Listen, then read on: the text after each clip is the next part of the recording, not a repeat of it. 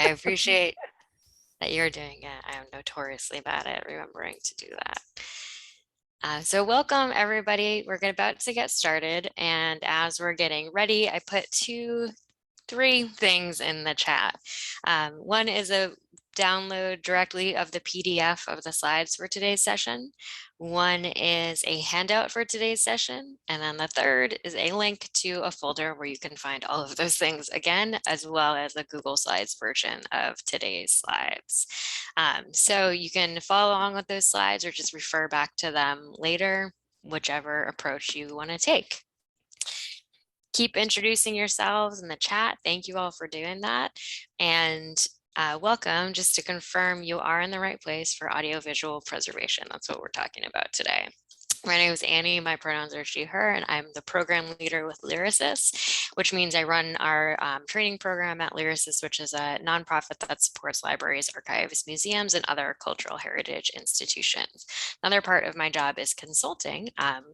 And I was recently working with Amelia with that hat on at Huna Heritage Foundation because Amelia had written a grant and her, along with her staff, participated in a preservation assessment that was funded by the National Endowment for the Humanities. And that's what's also supporting this session today.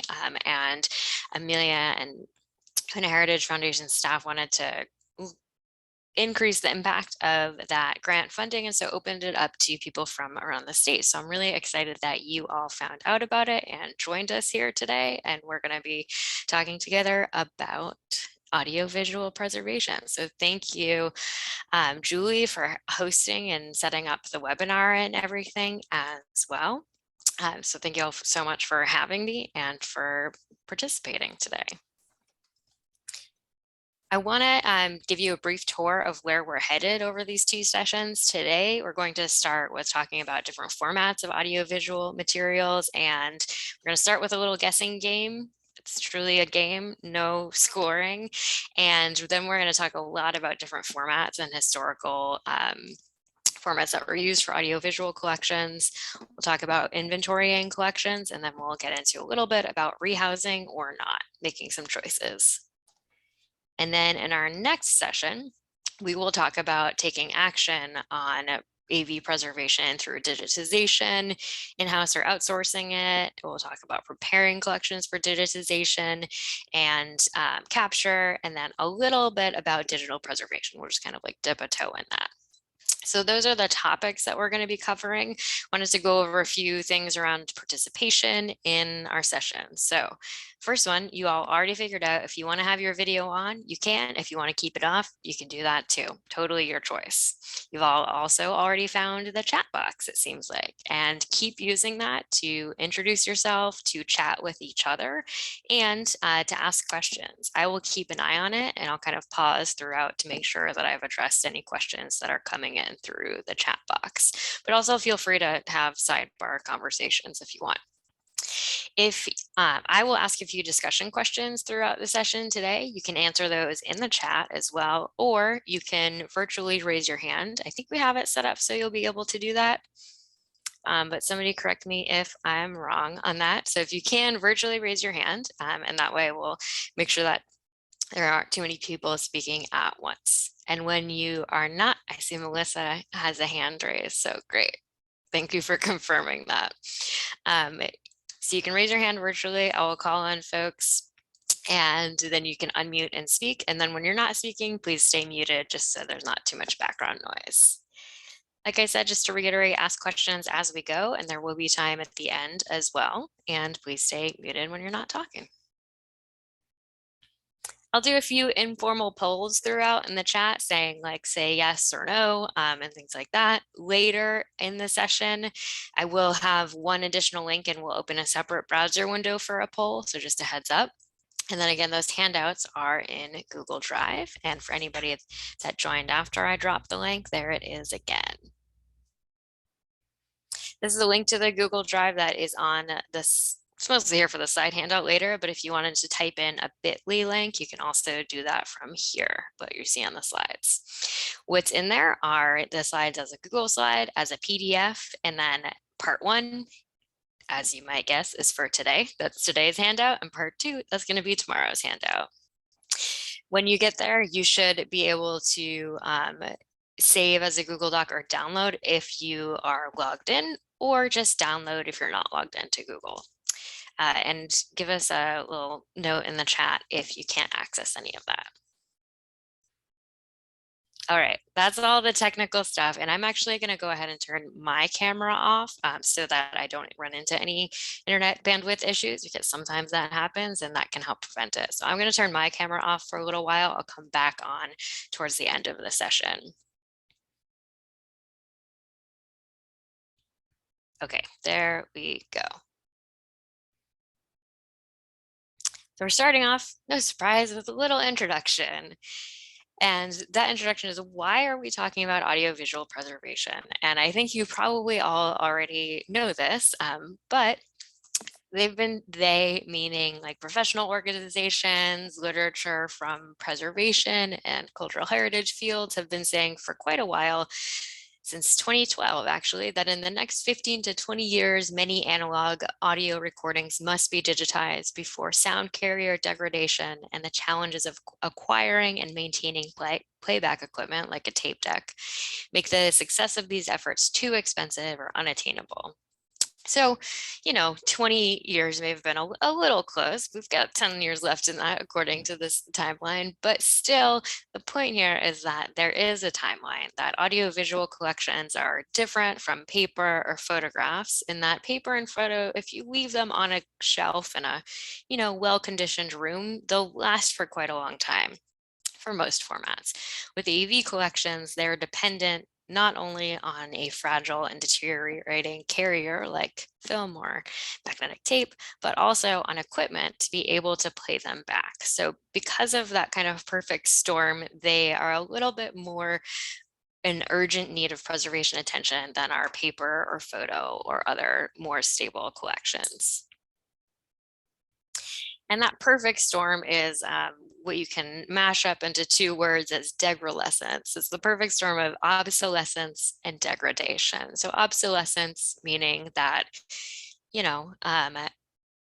tape recorders are not the primary method for recording anything most of the time, or you probably don't have an 8-track player in your car anymore. Maybe you do, and that's pretty cool. But the point is that technology changes and older technologies become obsolete and less widely used, meaning that the playback equipment is harder to come by. Degradation is that it means that the format itself is deteriorating, and pretty quickly in some cases with AV collections. So you can match up those 2 words if you want and call it degralescence. And that's why AV collections need a little bit more preservation attention than some other collections. So let's talk about what is an AV collections. And actually, we're going to do that by first getting into that handout. So this is where the guessing game comes in. And I do this exercise not to make you think you're wrong, but because there's been studies that have shown that if you guess something wrong and then you learn the answer, you actually retain it better than if you hadn't even tried to guess in the first point. So we're going to do a little guessing game where you get to guess an answer now, and then you'll get to fill it in if you find the correct answer as we go through the session today. So if you haven't already, get into this handout. You can open it in Google, you can open it as a Word doc. If you can print it out real quick, you can print it out as well. Or you can just write the numbers 1 through 10 on a piece of paper. That will also work. So what we're going to do is we're going to guess the name of each one of these formats. You might already know, and you can just write down the answer. You might have never seen this thing before, and you can just take a wild guess, and that's totally fine. So I am going to go through each one of these. I think we've got 9 or 10. We've got 10 to guess, and you can take a guess. Like, name that format. Okay, so I'm going to go on to the picture of the first one. You've got a little thumbnail, but I'm going to show it a bit larger on the slides. So here's the first one. what format do you think this is? And don't share it in the chat just yet because we want to give everybody a chance to guess. You can share it in the chat when we come back and look at the answers. And also type in the chat if you have any questions or if anything I said was confusing, because it's totally possible.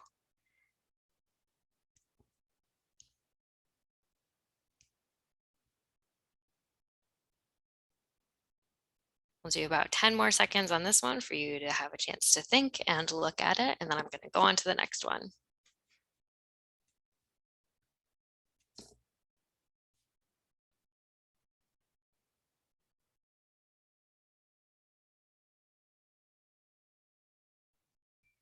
All right, number 2, take a guess or write it down if you know.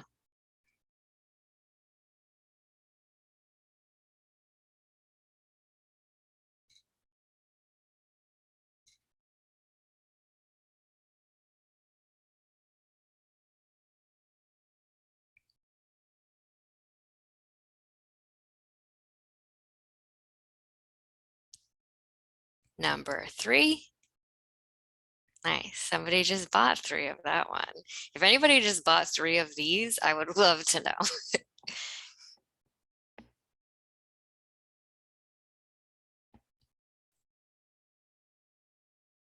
This one's a little weirder. Does anybody know what this one is? Just say a yes in the chat. Don't give the answer away.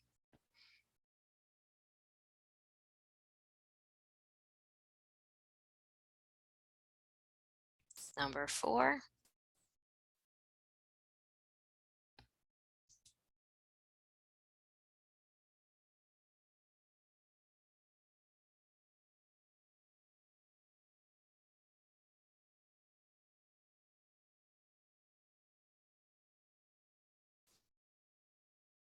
Halfway through to number 5.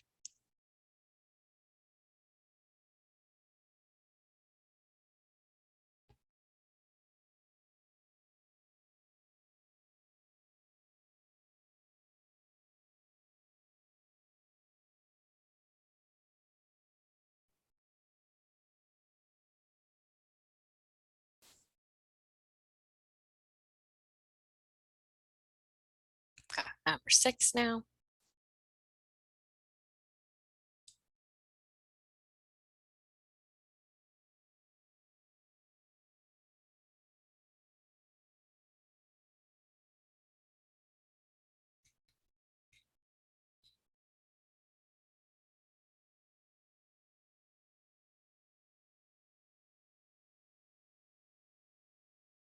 Seven.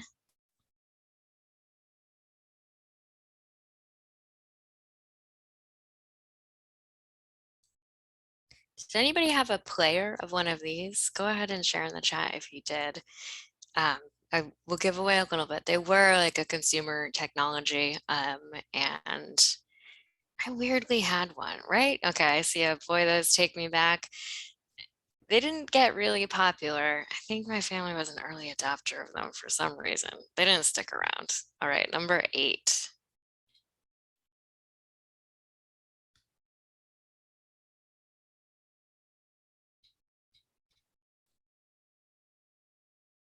Nice. I see 2 other people who had them.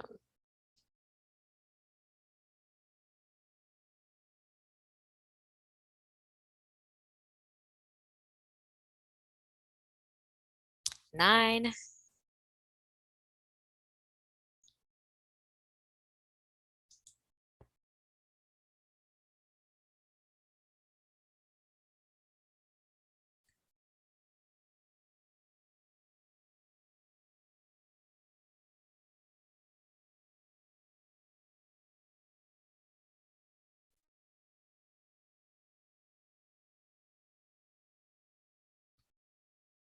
And 10.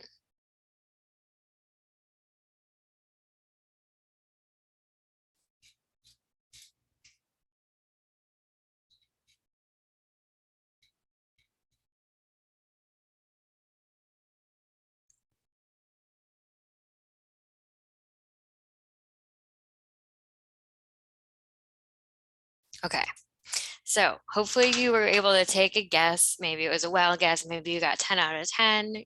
Either way, that's great. So the next thing that you can do with this handout, if you'd like, you can use it to follow along with the presentation today. And in the second column, so there's one column that says format guess. Hopefully that's where you just took a guess. And then there's a column to the right of that that says format answer. And you're going to see a lot of these pictures in the presentation today. So you can use that to fill in the correct answers as you go along and learn what they are and update your response or just verify that you got it right. And you can also, if you choose to, add a fact that you've learned about that format in the format answer column too. So if you want to say the answer to this first one and you learned that they were a popular format for recording oral histories, for example, you could write that down as your fact. Just one way to follow along if you like a little structure for that, or just go ahead and listen and take notes however you usually like. It's not required. Quick check-in, are there any that you want me to go back to on this? You have the little thumbnails, but are there any pictures that anybody wants to see again before we move on? And just throw the number in the chat if so.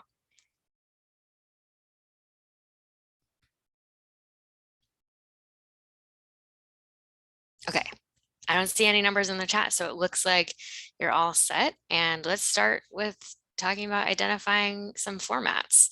We're going to start with audio. I've grouped it by audio, video, and film. So those are the three like buckets of categories we're going to be looking at.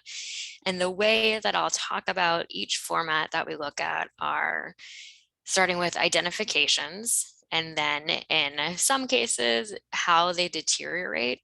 Sometimes they deteriorate the same as everything else. I'm not going to point out anything unique, but if they have a unique way of deteriorating, I'll mention that.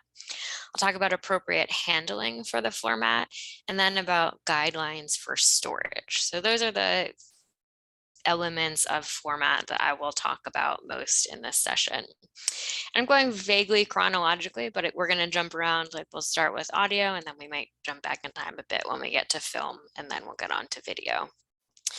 And as we go through the session, if you want to talk about you have these formats or you don't have these formats or you've never seen anything like this, please go ahead and do that in the chat. We're going to start with just the earliest manufactured recorded sound format, which is wax cylinders. So this is an example of a cylinder. Does anybody have this in your collections? Go ahead and give a yes in the chat if you do. If you do, it would be from the 1800s up till like 1930s. Cool, I see one yes. It could be commercial or unique, and they are played back on a machine that can cause damage. So it's not great to play them back to hear what's on them, but they can also be digitized for access that way. Some of the deterioration, the signs of deterioration that you see on these include becoming brittle, warping. You'll see those grooves have been worn from being played back. That's how the sound is made, through grooves, just kind of like a vinyl record. You'll see just surface dirt on them. They can have mold growth on them. If you do have them in your collections, and I see Nikos is the person who says yes, they would be a high priority for reformatting because they're difficult or impossible to access in their original format. So to handle them, don't do what the person on the right is doing and handling it without gloves. Instead, wear lint-free gloves that are cotton or nitrile. And you can hold in the middle of the cylinder, like making your fingers into a V to hold in the middle, and avoid touching, if not the whole outer surface, at least the grooved surface. And if you are maintaining the physical copies and working to preserve those, there are, of course, boxes made just for cylinders to help you store them on their end in acid-free, lignin-free archival paper boxes. They can be stored at a lower temperature. These are all guidelines, like best practices for storage, but if this is not how your collections are stored, it's not a crisis. I'm just presenting like ideally how this particular format should be stored.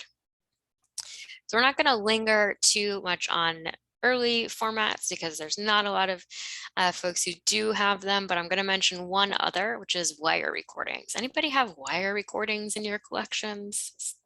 This is the spool that the wire is on. It looks like a spool of wire. It's an early recording technology as well, in production from 1898 through the early 60s. And what it is wire wound around a spool. It's uncommon.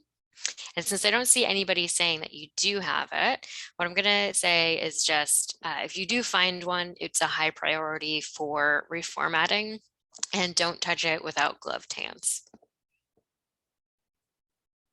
And don't try to untangle it. It can cause more damage than good. All right, how about this one? I'm guessing that folks have grooved discs. So that's a general catch-all for a number of different formats, including shellac discs, aluminum discs, lacquer discs, and then vinyl.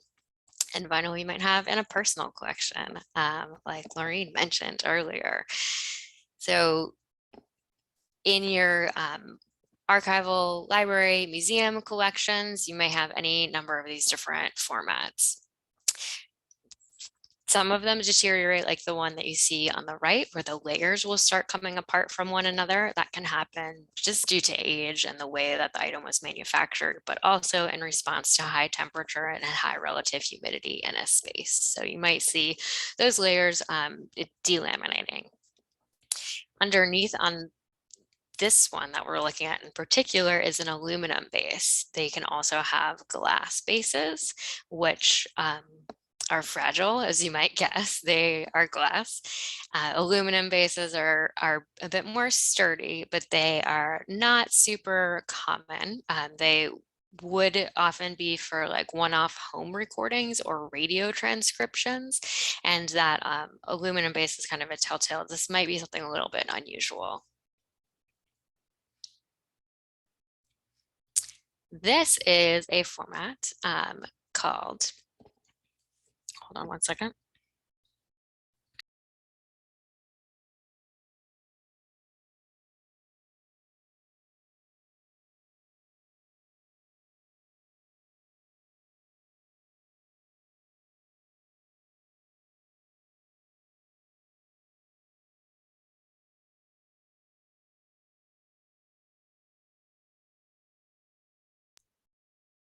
Okay, this format is not called, hold on one second. I had to cough, so thanks for waiting. This is called a sound scriber disc, and it was created on a dictation machine. Did anybody get this right in your format guessing? If you've come across it in your archives, you might have already looked it up or had some sort of exposure to this format yet, but anybody, I'm going to give you a second to respond in the chat. Did anybody get this one right in your guessing?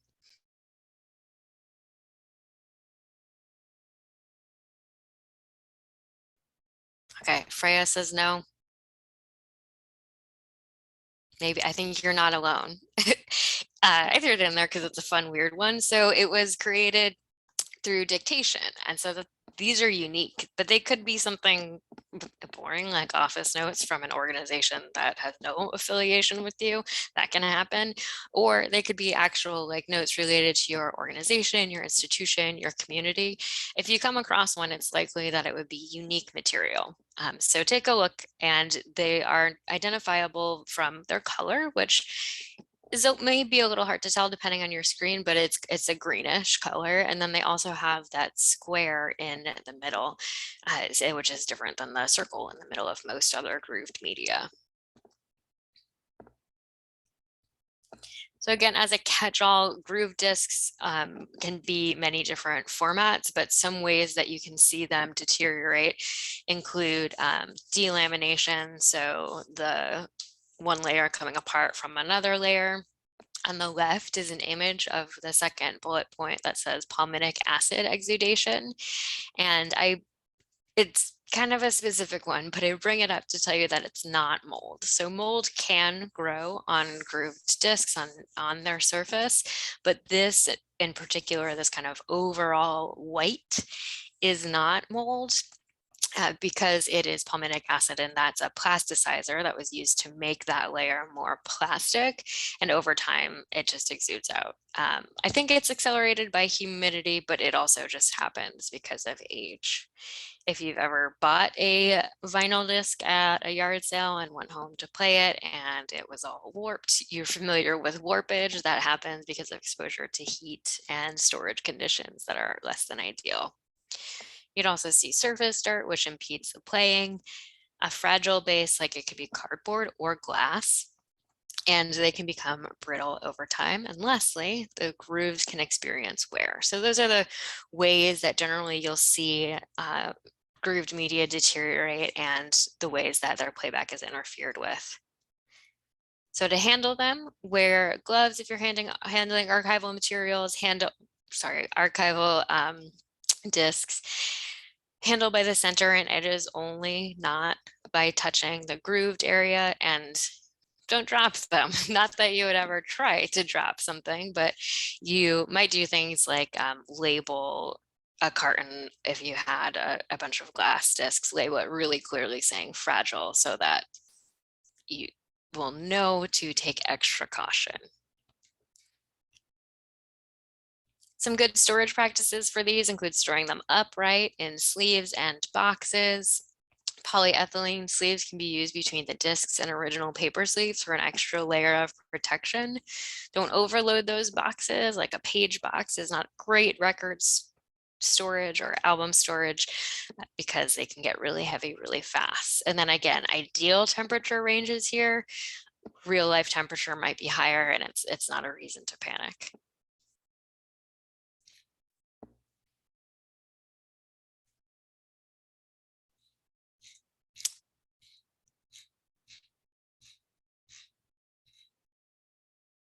We're going to go into film now, and we've missed audio tape. So what I'm going to do, if that was an error, I'm going to fill that in tomorrow's session. So we're going to do a little bit of identification tomorrow and talk about 1/4-inch open reel audio, which you might have. So we're going to come back to that, and then we're going to go on to film right now. So does anybody have films in your collections? Give us a yes in the chat if you do. And if you know, bonus, let us know if you've got nitrate, acetate, or polyester film bases. Cool, I see a few yeses on this. I see no more.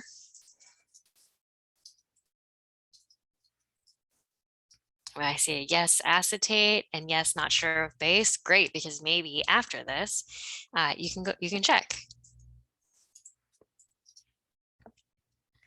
There are 3 film bases that you might find: nitrate, acetate, and polyester, and we'll talk about each of them, starting with nitrate. So cellulose nitrate is kind of famous because it can be literally explosive. It can catch on fire. It's very flammable, which, as you can imagine, in combination with motion picture projectors, which have very hot or had very hot light bulbs in them, caused a lot of movie house fires. If you've ever seen the movies The Artist or Inglourious Basterds, they both have epic nitrate fire scenes.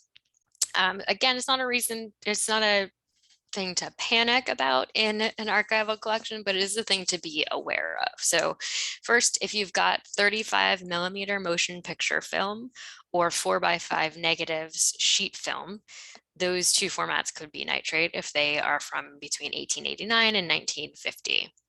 So pre-1950, you got to worry about it a little bit. But if you've got smaller gauge film, that's not going to be nitrate. If you have 4x5 negatives that are from after 1950, then they're less likely to be nitrate as well.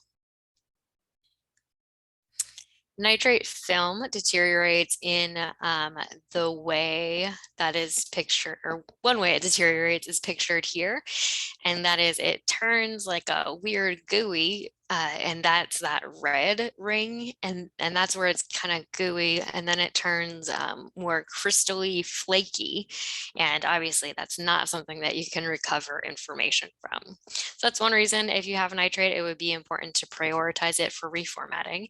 The other reason is the fire hazard situation, and there are actually guidelines from the National Fire Protection Agency, NFPA, on storing nitrate film. So if you have it, that's linked to here, NFPA 40, storing standard for the storage and handling of cellulose nitrate film. In addition to timing, another way that you can identify it is through edge printing. It usually says nitrate right on the edge. And I'll talk more about identification in a few minutes. Cellulose acetate was introduced as safety film because it didn't cause whole buildings to burn down, which is much better. And it was in production from 1934, so there is an overlap between nitrate and acetate to present. It's still in manufacture for small gauge film and 35 millimeter. So it was used to create motion picture film after 1950, 16 millimeter motion picture film, and roll film for amateur use as well. And it is called safety film. If it says that on the edge, then you'll know it's acetate. Some of it is chemically unstable, and that means that things like shrinking, like vinegar syndrome happen, like channeling, which is a kind of bubbly, liney bubble effect. I should have put an image in here instead of saying liney bubbles, but it's where the layers kind of separate from each other and you'll see lines that look like a channel. And it happens because of time, age, and high temperature, high relative humidity. And I see a great comment in the chat to notify your local fire department of its location as well. Yeah, and that Karen said that in the chat, and it's also great to talk with other folks in the area who have nitrate, because usually like somebody said to figure out some piece of it, somebody figured out something else. For example, maybe there's a local person who can help ship it. There are specifics for shipping it to be reformatted. Maybe there's someone who can reformat it even locally. So I would definitely say if you've got nitrate, also reach out to other institutions in the area who you know have nitrate or who you think may have nitrate for some resources. Anybody smelled Vinegar Syndrome? You know what it smells like? It smells like vinegar. No surprise there, but has anybody experienced Vinegar Syndrome? I'm betting yes. Yeah. Yep. All right. A few yeses so far.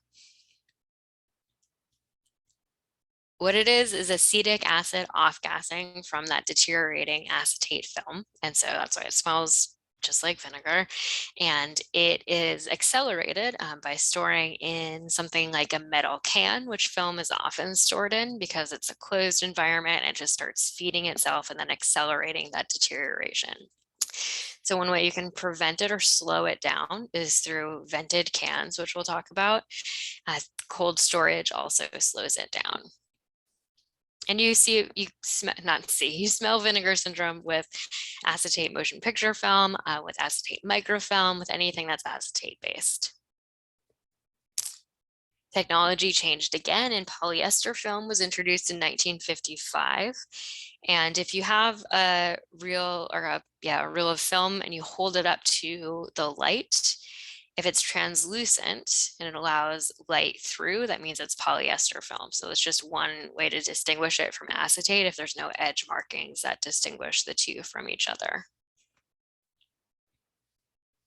Great thing about polyester film is that it is chemically inert, which means it's really stable and it should last up to 500 years under the right conditions, meaning low, stable temperature and relative humidity. I say it should last up to 500 years because it hasn't been around for 500 years yet, but testing and research has shown that it should last for quite a while. The one thing you will see damage-wise is color shifting. So color films, even if stored at really good temperature and relative humidity, often shift towards red because of the dyes. So if you're wondering, I've got a roll of acetate, or I've got a number of films. I'm not sure if they're acetate, I'm not sure if they're polyester. We've already talked about a few things that can distinguish them. If they smell like vinegar, they're going to be acetate. Polyester won't smell like vinegar. Nitrate does have its own specific smell, which is very pungently chemical, is how I would define it, but not vinegary. Another way you can tell is through a polarization test. Oh, and before I even mention that, another way is by holding it up to the light. If it allows light through, that means that it is polyester. Side note, it's actually the reverse if you have audio tape that you're trying to see if it's polyester or acetate. So if you hold up a wound roll of magnetic um, audio tape and it's translucent, that actually means it's acetate. So it's pretty confusing because it's exactly the opposite, or you can just remember it's exactly the opposite. So another way to tell the two from each other, to tell polyester from acetate, is the polarization test. And what you do to make a little tester is take two sheets of mat board or a pamphlet binder, like in the lower right hand corner of this image here, cut a little window in them, and then place a polarizing filter in that window so that at the end you have a sandwich. Basically, you've got polarizing filter, you can put the film in there, and then you've got another polarizing filter. And you can buy polarizing filters from photo supply stores, or they are what's in glasses when you see a movie in 3D. So when you've got that sandwich together, you've got a polarizing filter on either side, you've got the film in the middle. Polyester film will look like this rainbowy pattern on the left, and acetate or nitrate film will look like you see on the right. In addition to knowing the film base, that can help you make decisions around storage and preservation. You also need to identify the film gauge. So there's 35 millimeter film. That's the biggest one. There's 16 millimeter film, 8 millimeter, and Super 8 millimeter. On Super 8, it's the same size as 8, but the sprocket holes are a little bit smaller. You can identify it by just measuring it or by looking at the sprocket holes. 16 millimeter will have one on either side, and 8 will have just the one, and it will also be half the width. So it's pretty easy to identify a film gauge, and you can always refer back to this chart and compare as well. When you are handling films, always wear gloves, again, nitrile gloves or clean cotton gloves, and handle it by the edges. Touch the edges when you can and not the middle where the image and the emulsion layer are. Resist the urge to project it unless you have like really extensive experience projecting films, which is great, then do that. But if you have limited experience working a projector and you haven't used a gauge to see if it has shrunk at all, resist the urge to project it to see what's on it. When you are handling film, also make sure you're using clean surfaces and clean equipment. This guide from the National Film Preservation Foundation provides a lot more detail on film handling and inspection as well if you have films and you want to work on inspecting them. One of the things you see on the right, so there's like two, I don't have a pointer, which is why I'm clumsily trying to describe this. So the item in the middle with two like upside down teardrops on either side, that one is a film rewind station. Actually, this is a good question to ask everybody here. Does anybody have a film inspection set up at your institution? Do you have rewind set up? Oh, I see a yes from Freya. Very cool. So if you want to add anything here, please feel free to go to add anything. But you see these film rewinds, and that can help you wind basically off from one reel onto another or from a reel onto a core for long-term storage.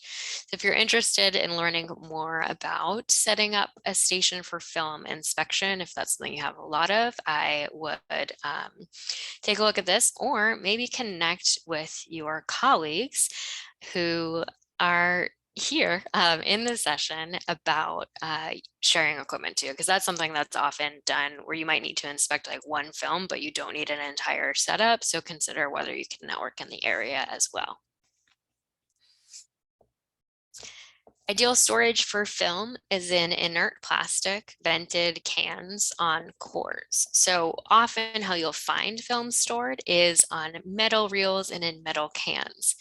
If possible, at least replace those metal cans with a vented polypropylene film can, like the one on the right. And I'm going to link to suppliers at the end of this session as well. And if on top of that, you also can store them on plastic cores, that can help preserve them as well.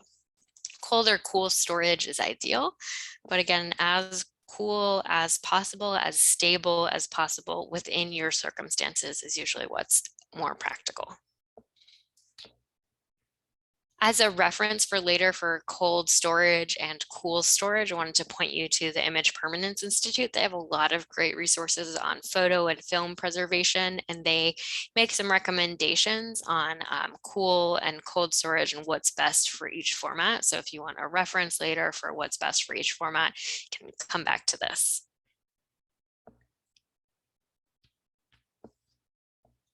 Okay, we're going to move on to video, but I saw a good question here. Would microfilm be considered 35 millimeter? Yes, that is how wide microfilm is. So, yep.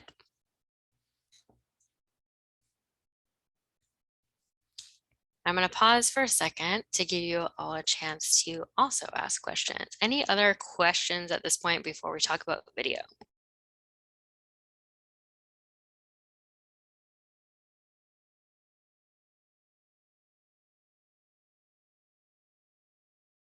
All right, not seeing any other in the chat. Let's talk about video formats.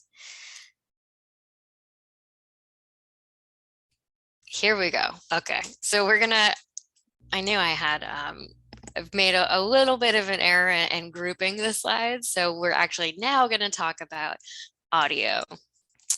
With open reel audio. So this is a format that I'm guessing lots of folks have in your collections because it's pretty commonly held. So let us know in the chat that if you have open reel audio. And oh, I see another really good comment in the chat just to highlight it. You can find smaller microfilm. Yeah, 16, I think even 8 off the top of my head, I can't remember. So if you know, Freya, go ahead and put that in the chat. But they are not common. That is also correct. Cool, thanks for adding that. So now also in the chat, go ahead and add if you have open reel audio in your collections. It might not look like this. It might look more like this 1/4 inch open reel audio. These can be on a few different bases, which we've defined. And I see some yeses in the chat. That's great. They can be on acetate or polyester, but and I find this one cool. They can also be on paper bases. This is more unusual. If you have it, it would be more rare, but that was a way that open reel audio was manufactured pretty early on. A paper tape, and on top of that, the magnetic layer that you're familiar with. Correlating time frame to width of the tape, 1/4 inch was in use early from 1935 to the 80s, 2 inch, which is what you're seeing here on the right from the 1950s to 80s, and 1/2 inch from the 50s to 80s as well. So the tightly packed tape is, if you hold it up and it's translucent, it's acetate. If you hold it up again and if you hold up film and it's translucent, that means it's polyester. So it's just the opposite that it is for film. But it's one way you can tell whether a tape is acetate or polyester. If it smells like vinegar, another hint that it's acetate. Some ways that these deteriorate that you might have seen include oxidation, like on the top right, it looks literally rusty because the iron particles have rusted, have oxidized. You can also smell vinegar syndrome. You can't so much always see lubricant loss. Well, what that means is it will have a harder time being played back. Demagnetization means that it will not play back or will not play back in parts. And you can also find print through where you can hear one side of the tape when you're like, if you have an A and a B side, if you're playing the B side, you can hear the A side coming through also. That partly happens because of the way the tape was manufactured and also because of age. And then lastly, one of the most characteristic ways that these deteriorate is binder hydrolysis.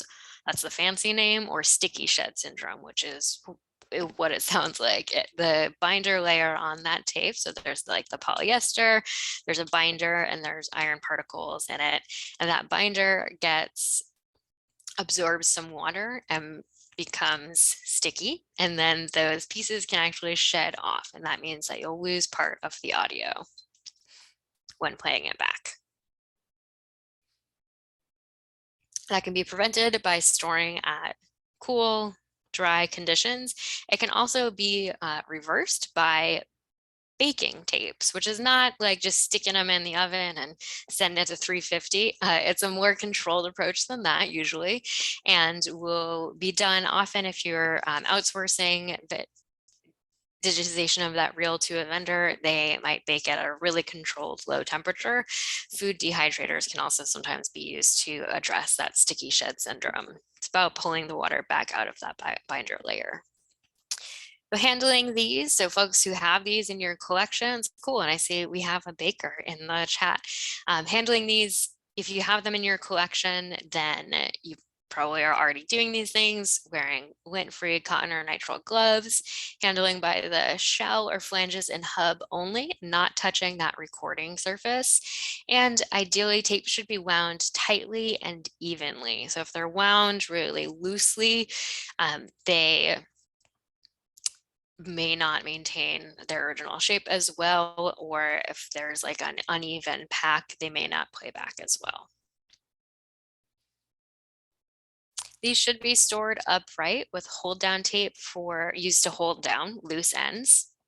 They can be retained in their original housings unless those housings are moldy, broken, or pest infested. And that also helps retain the original metadata. Storage conditions, similarly cool and dry. These should not be frozen, which might sound like a weird thing to add, but the reason that I add it is that in disaster response, if collections become wet, sometimes they're frozen to stabilize them, and that should not be done for magnetic media because it can cause more harm than good. Okay, so this is where the kind of connection happens and why these are grouped together, because the magnetic media base is also used a lot in video. So we're moving now from open reel audio to open reel video. And what we see here is a big old 2-inch quad open reel video. The little mini DV is just there for scale. So if you know how big one of those mini DV tapes are, you can kind of get a sense of how big that reel is. Maybe an even more useful scale is that it's on a typical office chair and you can see how large it is. Does anybody have these in your collections? You may if you have like a broadcast collection, or sometimes they just end up places. I see one, yes, cool. These are a high priority for digitizing if their content is useful, meaningful, valuable, and not otherwise preserved. Open reel audio is also found in 1-inch from the 60s to the 90s and 1/2-inch open reel audio. These also should be stored upright if possible, again, with hold down tape for the loose ends, and they can stay in their original housings unless they're moldy, broken, or pest infested. And that also helps retain that original metadata. So we're moving on to video cassettes, and this slide is just to tell you that we're not going to talk about every single one because there were so many, and you may remember this. And before I even get any further, I see a good question in the chat. What is meant by upright? So what I mean by upright is like you see pictured here instead of like you see pictured here. So that's flat and that's upright. Great question. Thanks for asking. Okay, so back to this word mess. And this is here to tell you there are a lot of video cassette formats, and you might remember this because we've been through all of this technology, or a lot of folks have been through all of this technology from the 80s up through, this is kind of out of chronological order, but up through the 90s with like mini DV cameras. Lots of this was consumer technology, so you may be familiar with it. We are going to take a look at ones that are commonly held in collections that you might find, but I just want to reiterate that there are more than what we're talking about. So if you find something in your collection and you think, well, we didn't talk about that one, totally possible. And I will also point you to identification resources so you can dig around more if there's something that you're not able to identify. This is one that is often held in collections, and it's called U-matic. It is pretty big, bigger than a VHS tape. It's an analog format. You'll find that some formats are analog, some are digital when it comes to video cassettes. So earlier ones are going to be analog, and then things shifted over towards digital. So it just means that the way the information is stored on the tape is different, and where that comes up again is usually in digitization. So the specifications that you'll use for digitizing analog formats might be a little bit different from the ones you use for digitizing digital formats. U-matic is an analog one. It was used mostly in the 70s. It was used a lot in television production. So if you have any television collections, could be there, but it was also used for other things too, and like consumer use. Betacams were both analog and digital. So original Betacam is an analog format, and then Betacam SP provided increased video resolution, and then Betacam SX was a digital version. So you don't need to remember all of that. What you do need to remember is that Betacam is a format that you might have, and it might be analog or digital. You can always look up the particular Betacam that you have, and the nice thing with it is it usually says it right on it. So you can't quite see it in this picture. You might be able to say where the top one says Fuji on the upper left. Usually it will also say like Betacam SPL on the right side of that tape. So it often says it right on it. It will tell you what it is. And if it doesn't say it right on it, you can usually find based on like some characteristics, like how many of the reels inside can I see, or like where is the window, or what shape is the window, or what shape is it overall, and then you can do that kind of puzzling to match it up. Lower right hand corner, I bet you're familiar with this one. Good old VHS. It says VHS right on the upper right hand corner of that tape as well. Dead giveaway. So this is DigiBeta. This is when Betacam went digital. Again, where this comes up is where you are making decisions about how to capture the original if you're digitizing it in-house, or if you're working with a vendor to digitize it. And we'll talk about that more in the next session. VHS again was marketed to consumers. On the left, we see some other unusual VHS variants, VHS-C, and a little carrier that came with the VHS-C. This is not a format that I ever had exposure to. Is anybody familiar with these? Did anybody use these? Love to know that. VHS-C, again, just an example to kind of show like there were so many video cassette formats, and if you have them, you can see like on the lower right here is VHS C, sorry, on the lower left-hand image on the lower right corner of that tape, it says VHS-C. So it will often tell you what it is. Cool. And I see, yeah, Freya's dad loved new tech. So you have a lot of yeses on whether you've had technology. That's cool because you probably have this knowledge already. And Jolene says that your collection actually has a couple. Cool.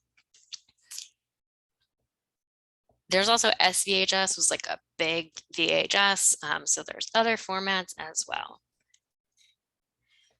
DV-Cam L, DVC Pro M, Mini DV. It sounds like I'm just throwing out a bunch of letters, but I show this to show that there's like size variation that also helps you differentiate the formats from each other.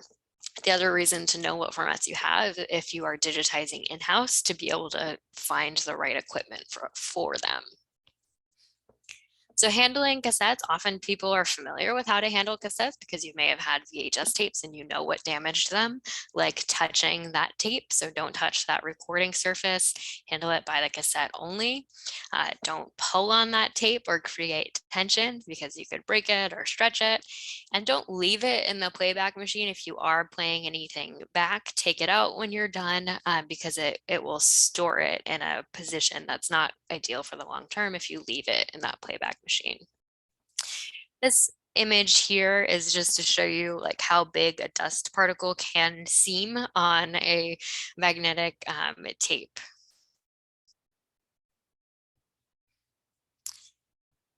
On all video cassette formats and audio cassette formats, there's a little trick that you may remember from making mixtapes or recording tapes yourself.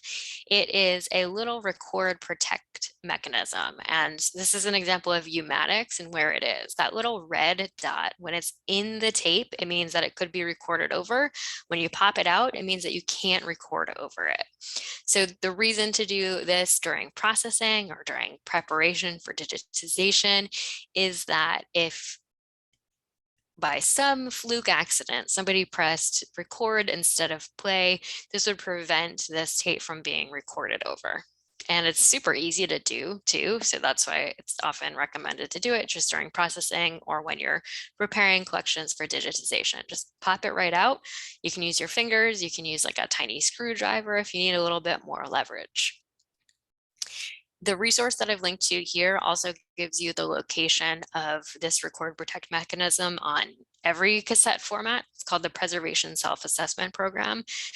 So if you're not sure, I'm going to show it to you quickly on another format. On the cassette the gray cassette that you see in the background, the two little tabs that you see on the top edge on the left and right side, you just pop that piece of plastic out. It might feel a little weird because you feel like you're breaking it, but you just pop that out. You can't record over it anymore. There's a little switch on a mini disc. There's a switch on a floppy disk. There are record protect mechanisms on everything. So video cassettes also should be stored upright, and that means like you would a book. So the long side is straight up and down as opposed to flat. So store them upright instead of flat, and again, cool, dry as possible. All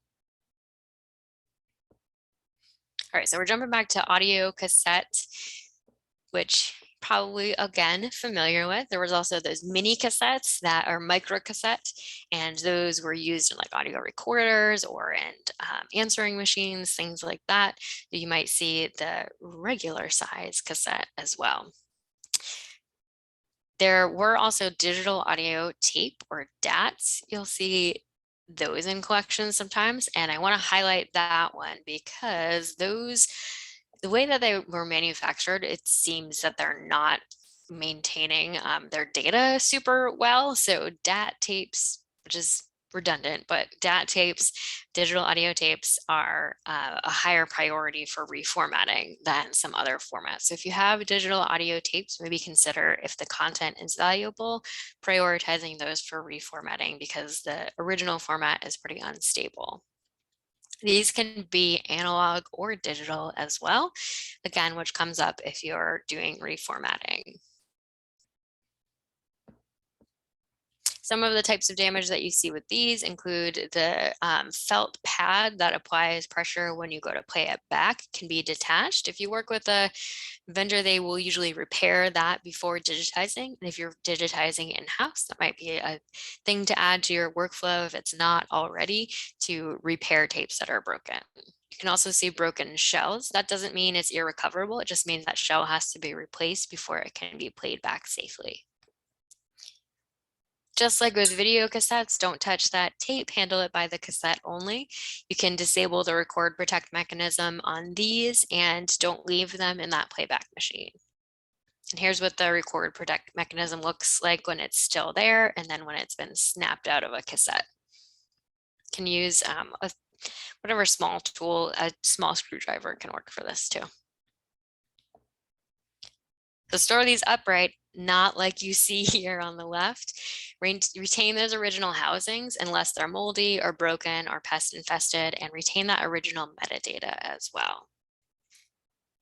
So we're going to look at a few more formats under the category of optical media, which includes Laserdisc, like on the bottom left. Those were mostly commercials, so you probably don't have probably would be unlikely that you have a unique Laserdisc, but they were commercially produced kind of just like right before DVDs, and they're like giant DVDs. On the top, you see a broken CD, and you know what a CD looks like. But some of the ways these can deteriorate are by just breaking, but also chemically deteriorating. They are not super stable for the long term, even the ones that are made from gold. The other thing is that they're just becoming more obsolete, just like most technologies. Minidisc are vulnerable to random deletion. I'll show you a picture of those shortly. So those are also, like DAT, one of those formats to kind of like flag in your mind of something that might be a higher priority for reformatting. They're not a good choice for long-term storage because they are vulnerable to chemical deterioration and damage and obsolescence. If you do have them, store them vertically. Don't write on the surface, and you can write on that clear inner ring, and just use inert plastic enclosures. You can leave them in the original housings too. They should also be handled with gloves, unlike the image you see at the bottom. But the good thing in the image at the bottom is that that person is handling it by its edges and not by the recorded surface.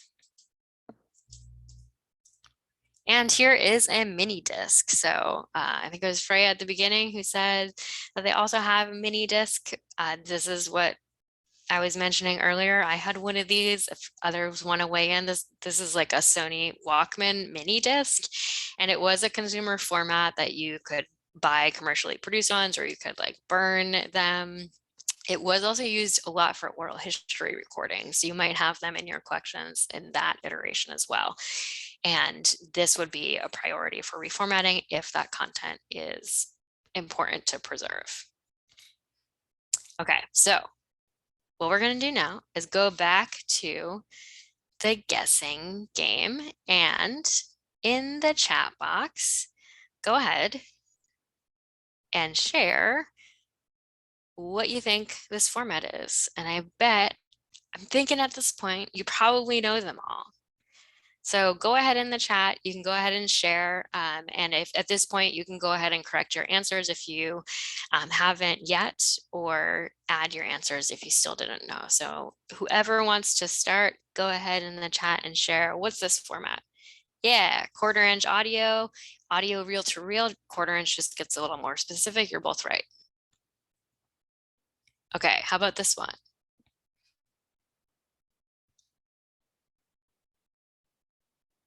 Yeah, vinyl record.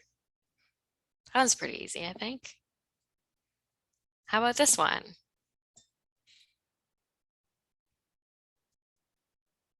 Yeah, soundscribe or disc.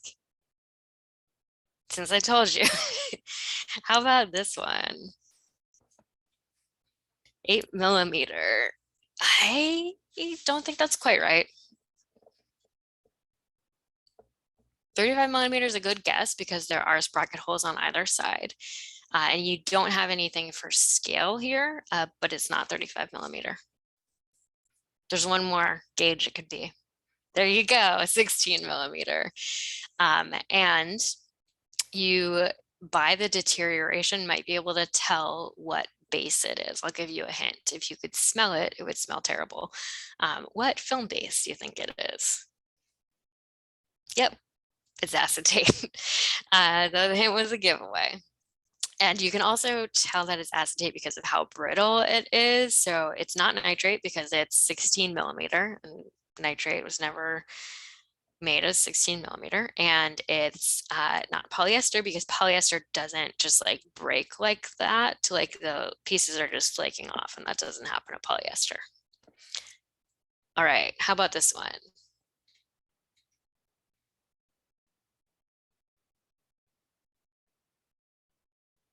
And if you think it's too easy, you're probably right. Yeah, audio cassette, that's it. You could say compact cassette, or music cassette was also used as a term. All right, how about this one?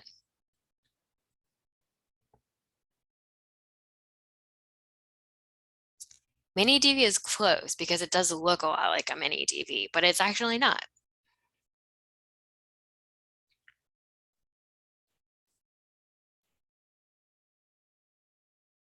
Yep, that is right. And It says it on the upper right, on the middle one, on the kind of mid left, it says DAT, digital audio tape.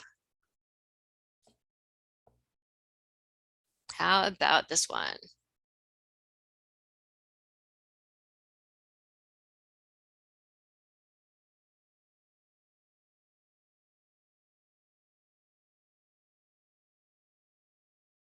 Minidisc is right.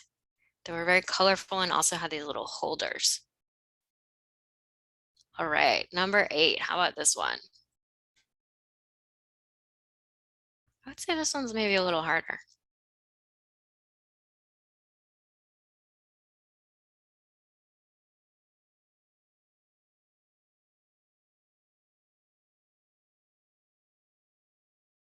You can totally cheat if you want by clicking the image source because it says it.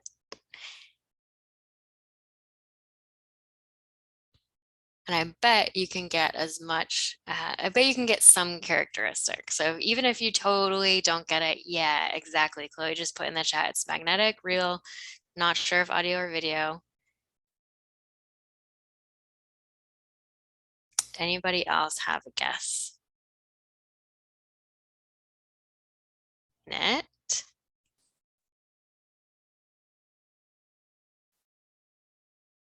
And yeah, Jolene's got it, 1-inch open reel video. And I see Freya in the chat, I think you might mean a U-matic that's been taken apart. And that's an interesting guess because you're onto something because it is magnetic media, which is what's inside audio or sorry, video cassettes. So you're not super far off, but it's 1-inch open reel video. All right, how about this one? Number 9, and then we've got one more.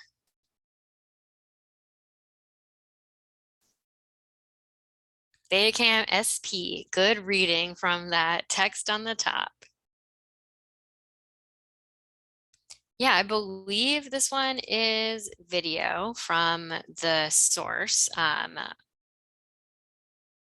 because they've got some, because the source I'm pulling from is good, but honestly, I cannot remember off the top of my head why you can tell that it's video and not audio. So if you have any characteristics, let's say it's audio, I would also probably believe that.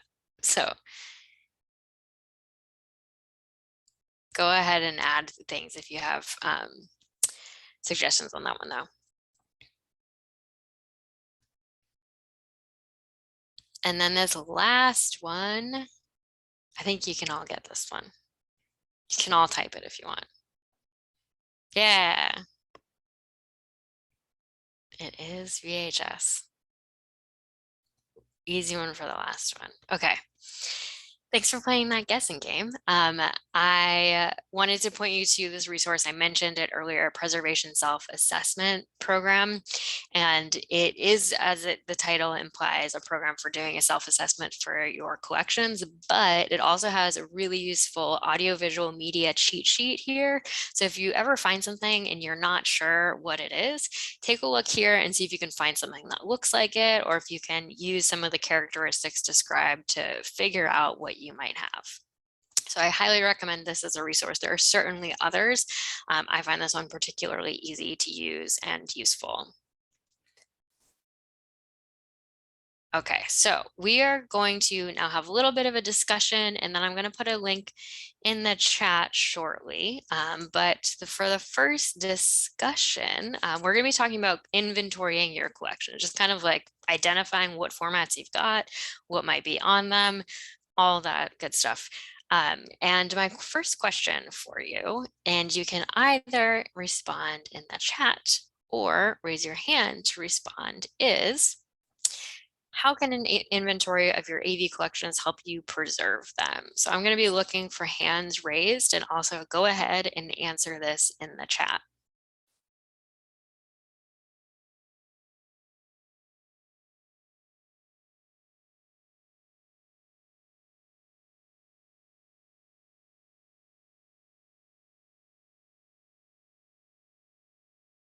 So I see Jolene, go for it. So an inventory can, kind of like what they were just saying, help prioritize things, but it also just lets you know what you actually have. so that you can budget and figure out your priority and, just like a lot of stuff, just planning, like timeline, money. Yeah, that's perfect. You just said it really well. And everybody in the chat is also adding really good reasons. So I don't need to convince anybody here that it's useful to do. So thank you so much, Jolene. And thank you everybody in the chat. I'm not going to read them all out, but y'all can catch up at what's in the chat. I'll highlight a few reasons that I see here to decide if something isn't worth preserving, to prioritize what you need to deal with first. Knowing what you have is the first step to doing any form of preservation. Yes, all great ways to articulate why inventory can help you preserve them. Perfect. So we're going to take it a step further and brainstorm, what would you want to gather? What information do you want to collect in this inventory? You could you know, go wild with the number of pieces of information that you collect about your collections, or you could make it a little bit more manageable. So we're going to do a little brainstorm in a moment. Just give me 1 second to get my screen ready and then to drop this link in the chat.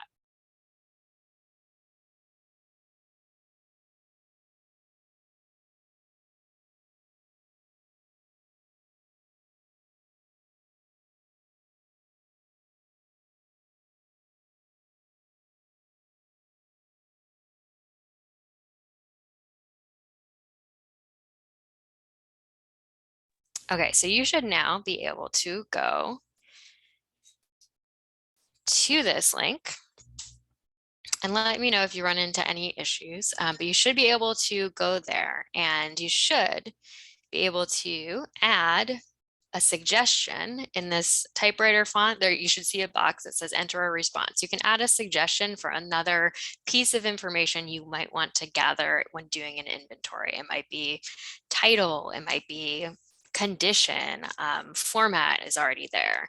And then if you agree with something somebody's already put there, upvote it and say like, yeah, me too. You can also downvote if you want, and say like, I don't think I would actually collect that. So go ahead and brainstorm some more things that you would want to collect in an AV inventory, and then add your +1 or -1 to other people's. So you should be able to access that. Can you let me know in the chat if yes? Okay. Now see if you can access it. Do a quick refresh. Perfect. Thank you. And you can enter your name if you want, or you can click skip when it asks you to enter your name, and then you don't need to. All right. I see some activity now. I'm not going to put it up for just a moment, but I will share it shortly.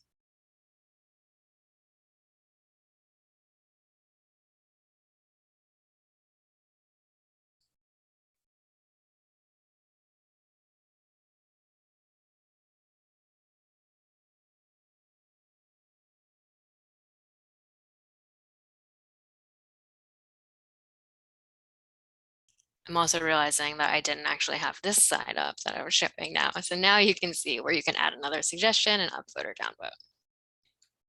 Cool. I'm going to go ahead and start presenting it. You can see that there are a lot of good ideas on here.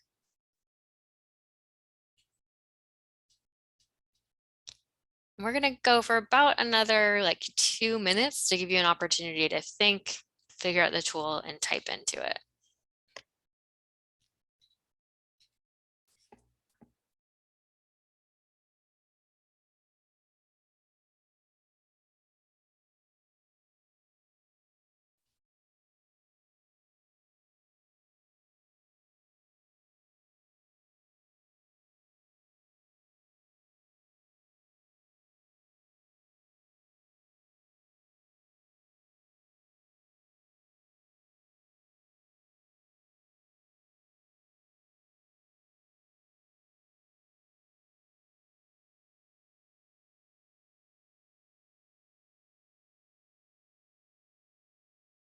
I'm seeing some definite fields that it seems like there's agreement on, like you want to collect some metadata from the item or container, or at least like if not agreement, some strong push behind format, condition, quantity, metadata are all rising to the top.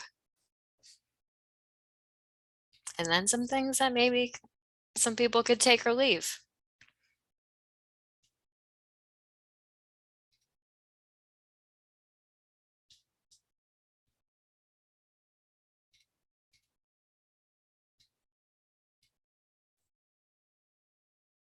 Somebody want to add more about what home location verification means? Go ahead and add that in the chat if you feel like it. Because, and I ask that because sometimes you might have really like institutionally specific fields that you want to include here. So if things aren't getting upvoted, that might also be why that for your institution, it's super important to have this. For others, it's not going to be relevant within their collections context. So that's part of why this can kind of help us see like what are some forms that are definitely going to be useful and then some fields that you may or may not use depending on your context.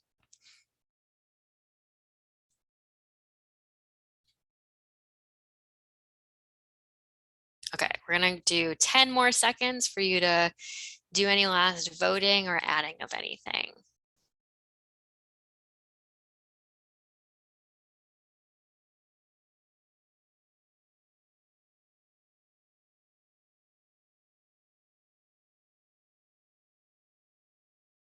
Great. Okay.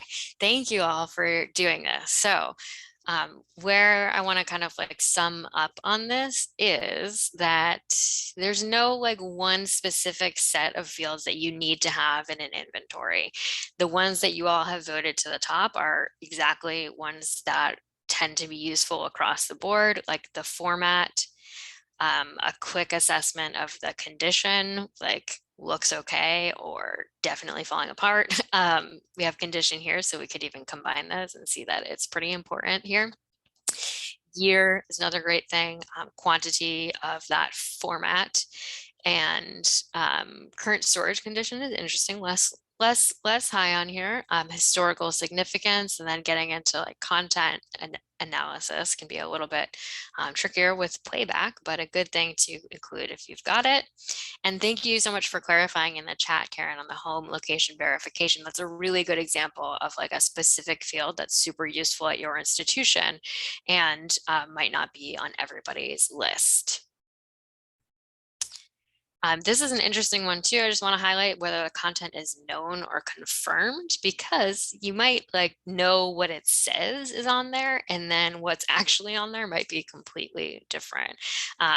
You might have had this experience like with a home video that you went to play back and suddenly you're watching something somebody recorded off of the TV. That can happen in institutional collections as well. Awesome. Okay, so while there are not like one specific set of fields that are useful across all inventories, there are some guidelines that you can draw from, including these condition assessments from the National Archives. They give you some things to look for in terms of what to document around the condition and a little bit about identification too. So if you want to dig a little bit further into that condition field and figure out what you need to record there or what you might like to record there, this is one resource for that. And then I already pointed out the preservation self-assessment program, but their manual, in addition to that quick reference that I linked to, their manual also has some good information about doing assessment for AV, which is kind of what you're doing as you're doing a collections inventory.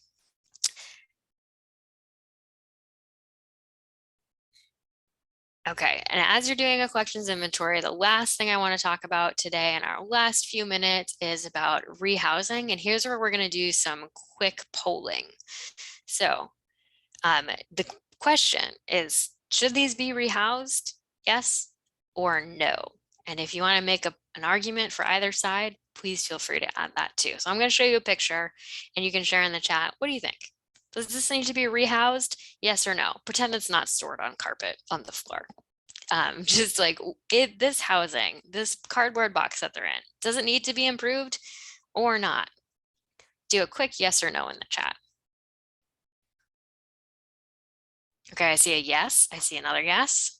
Anybody got a no or a reason for your yes? got a no. All right, debate is heating up. We've got 3-2. Oh, we've got a not super high priority. Yeah, okay, I'm gonna reveal my opinion, which is agree, not a high priority. So I appreciate that archivists, librarians, my background's as a librarian, and I think our default is often like get in a better housing. But you got to question a little bit with AV because these VHSs are deteriorating faster than their paper housings are deteriorating. They're going to become inaccessible long before those paper sleeves that they're in are going to deteriorate. So it's not really a priority here. And in addition, it actually would maybe be a bad idea because you could lose some valuable metadata. If you toss that case and didn't preserve every piece of metadata on it, you might be losing some information. So we're going to go with no on this, and digitize is a great idea. All right, how about these? Rehouse or no?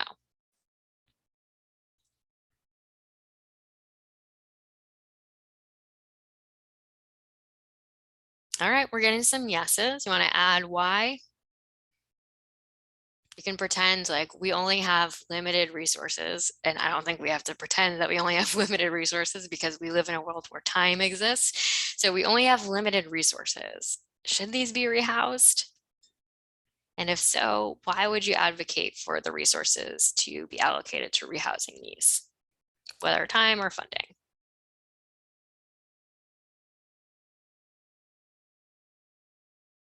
Okay, I see replace the damaged, dirty ones and digitize the cases themselves, or maybe, or just the tapes inside if of historical import. Digitization would improve access for sure. So again, my opinion on these is nope. But I do want to add, Julian, good comment about replacing dirty or damaged ones. Dirty, maybe not, but moldy, yes. And damaged ones, if they really were not doing their job and protecting this material at all, maybe replace it. But I would say these damaged ones are kind of holding up all right. And they have these numbers on the outside of them, 2 different numbers actually, both of which might be useful. Okay, I may have just given away the answer to this one. How about this one? Rehouse it, yes or no? Getting some yes, gross, yeah. Quick yeses on this one, totally agree on that because it's moldy. Brett adds quickly, great idea. Wear a mask when you're doing it. You don't want to be breathing in that mold. And if you found it in your collections, figure out where it came from.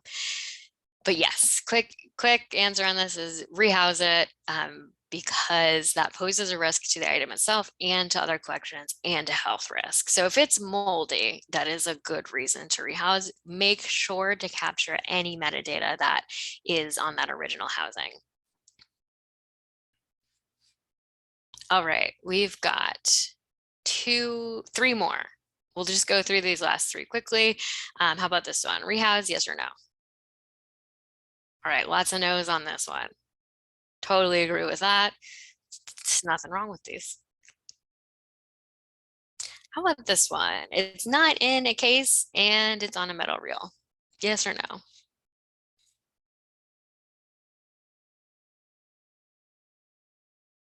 Got a few yeses. Any no's? Some more yeses.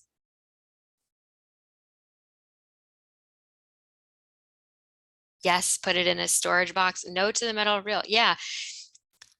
Karen, actually, you're onto something here, because you might not want to, if you don't have a lot of experience handling really deteriorated acetate films, just like leave it on that metal reel and see if it maybe could be digitized. In this case, I will tell you, we decided this could not be digitized because it wasn't valuable enough content to go through the like heroic efforts needed. So put it in a vented can and that will at least help. All right, rehouse, yes or no? It's got no housing now.